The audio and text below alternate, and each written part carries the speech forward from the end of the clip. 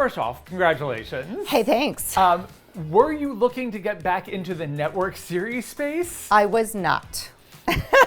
When you first played Mickey, To be very blunt. when you first did Mickey in season 2, is that when they started talking about a potential spinoff? With you? I knew when I went in to play Mickey in Fire Country, I already knew, not that it was officially picked up, but that was a potential thing that was happening. So I had to really like wrap my mind around. It was a very strange way to get a show, like to wrap your mind around the possibility of it becoming your own show. May or may not happen, but you have to be ready for it. Tony and Joan, Tony Phelan and Joan Rader, called me, and via Zoom we had this amazing meeting where, you know, I had told my agent, like, I'm not doing network. Like, it's just not. I don't want to work for 10 months out of the year, and it's going to be shot in a different country. Like, I can't do this. I have 3 little kids, and my agent's like, just have a meeting with them. They're awesome people. You should know them anyway. And they literally made me fall in love with this character in the first 5 minutes of the conversation. They pitched such a complicated, interesting, vulnerable, hard-ass woman that I was like, you just don't see it out there, you know?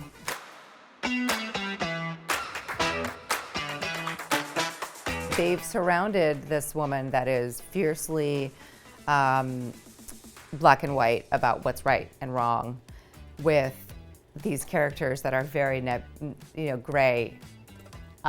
Sky, her daughter, is struggling with drug addiction. And to have a mom who's a cop, I can't imagine anything worse for a child that age with the troubles that she's having. And then Mickey's dad grows weed illegally. It's like, you can't make this stuff up. You know, it's so, it gives such a complex dynamic to all of her relationships. And I think that the pilot actually does a great job in going, all right, so dad's gonna potentially go legal, which is interesting, but then she doesn't trust it. Mm-hmm. And the daughter says she's off the drugs, and right when she's getting her life back together, something catastrophic happens and she's potentially blamed for murder. Yeah. So the way the episode ends was very interesting, because I'm still not sure. She's taking her to the police station, she's handing her over to Boone and Cassidy, but has she prepped her? She keeps telling, tell the truth, and we don't know what the truth is, other than she just showed up, and So I don't know what's transpired in between the scene at the house, and the scene at the station. I mean, I think that's the brilliant minds behind the show. Like, that's exactly right. And I would even go a step further, where for a brief moment there, you're not sure where she's driving her. Yep. She could potentially be helping her get out. I thought they were going back to the scene of the crime. Right, yes, exactly. Yeah. The first 4 episodes are really about that story. And as the second one starts, you get a little bit of a sense of what she prepped her daughter to talk about, or she can't tell her what to say because then she's messing with the case. And she wants, obviously, her daughter to be, to walk out, to be a witness and not a suspect, which I guess I can't give too much away, but it gets much more complicated.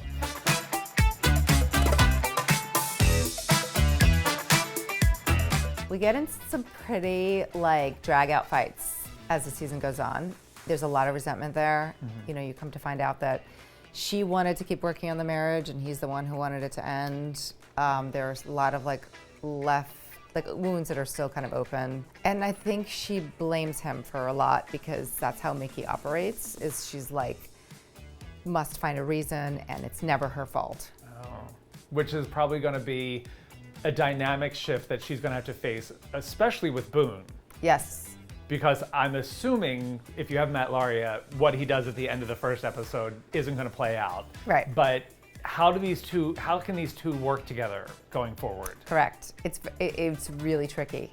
I mean, she's so livid at the fact that he doesn't obey her orders, but then when he resigns, she doesn't want him to, but she can't say it. And the dynamic between the two of them is perfect because it's 2 extremely proud people who are good cops, who love each other fiercely in a very a great partnership and work really well together, but can't be vulnerable in front of each other and can't actually tell them how they feel.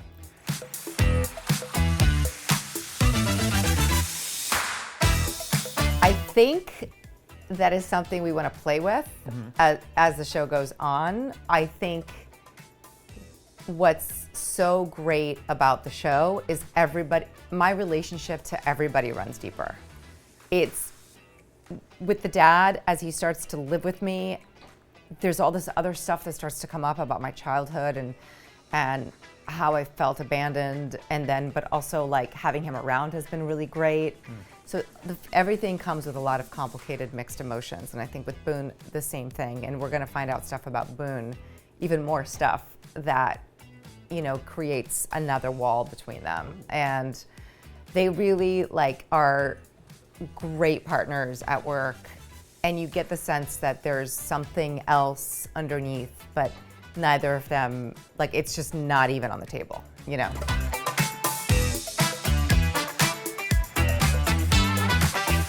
Yeah, Cassidy really looks up to Mickey. I think Cassidy had a rough past, and again, we'll find out more and more about that character as we go along. And Mickey gave her confidence and gave her purpose. And I think she really looks up to Mickey for that. And she's learning from Mickey. She's, and I would say of all the newer rookie cops, Cassidy's the one that she wants to groom to, be the best cop. And also because she's female, and there aren't a lot of females at the station. You have Caroline working. Yeah. I'm assuming she's the secretary. She's Yes. the administrator. Yes. Yeah. Yes. When she showed up, I'm like, also first of all, she looks amazing. Yeah, she does. But I'm like, She's this so is great. Yeah, and she's a great energy, Yeah. like a counterbalance to the drama of the station. So let's talk about the job itself. Okay. What your job. Yep. You had a taste of her on Fire Country. But now it's number one on the call sheet. You're putting on the belt, you're putting on the jacket, this is a lot of work. It's a lot of work. I don't think even I really fully understood it. I remember week 3 or something, I was like, oh no, I'm gonna do this for 10 months. I work every single day. What? It's really overwhelming, but I have to say, it's so well written and it's so much fun, and my cast is absolutely incredible.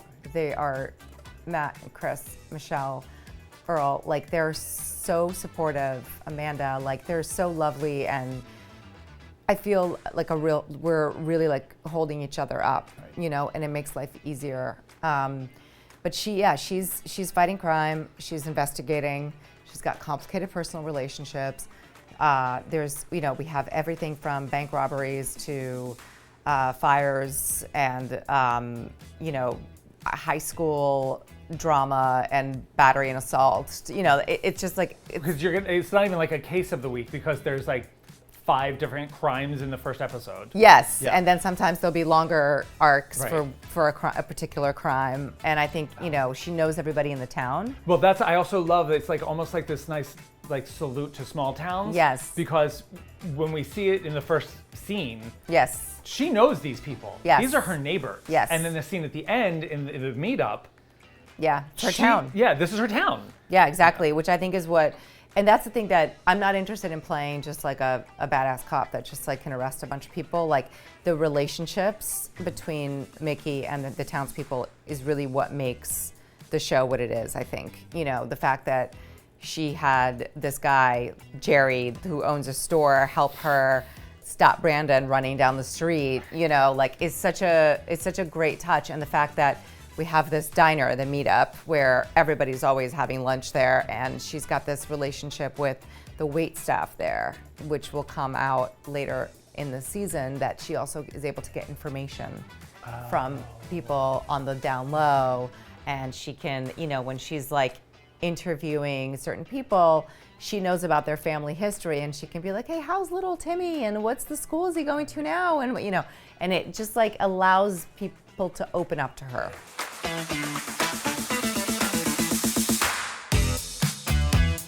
Pretty early on, I have to say, when I read the Fire Country episodes, I was like, oh, she's there's a little what's the word? It's like a dramedy, It's very the characters are complicated, and they are self-deprecating, and they are a little goofy. There's a little bit of the realness of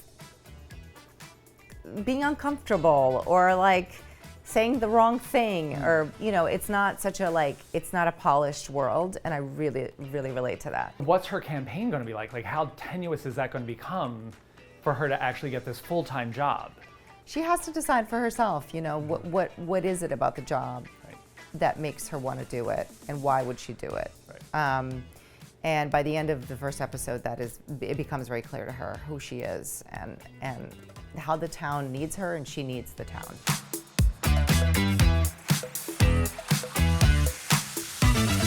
We did. I know I did in upstate New York where I was living. I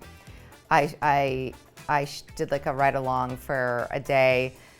And it's a small town, so it's kind of perfect. The sheriff's office in a small town. And, there was like, at the same time that there's like a lot going on, there's not a lot going on sometimes, but then like it changes on a dime, But I was more fascinated by the little things, like when there's not much going on, do you take your belt off and sit in your office? Right.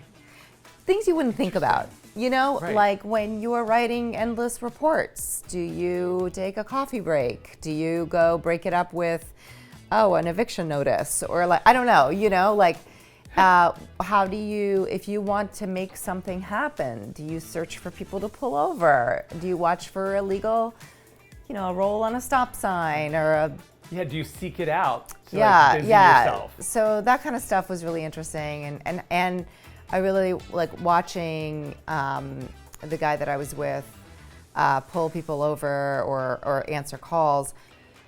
He has his little techniques, like the way he would pop off his seatbelt before the car stopped so that he was ready for anything that he came up on. The fact that he always parked his car in a position that he could always get away easy or follow somebody easily.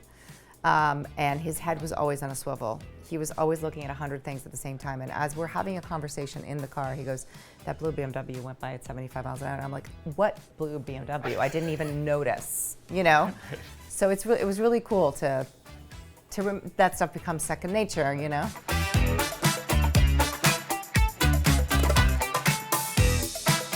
We are, but there's going to be some crossovers. Okay. I mean, we see. You'll see us over there and them over.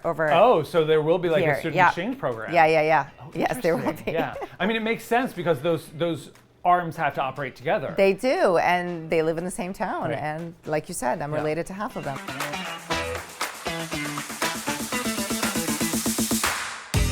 I guess the curiosity of why people do what they do. When you're trying to like solve a crime, you're looking at the most likely candidates and why things are happening, and that's something I'm very interested in. Like the psychology of somebody, and then the practicality and the like no BS. I'm definitely somebody that goes like I'm straight to the point, Right. and she's so like that to the point of people being like, all right, just settle down a little bit.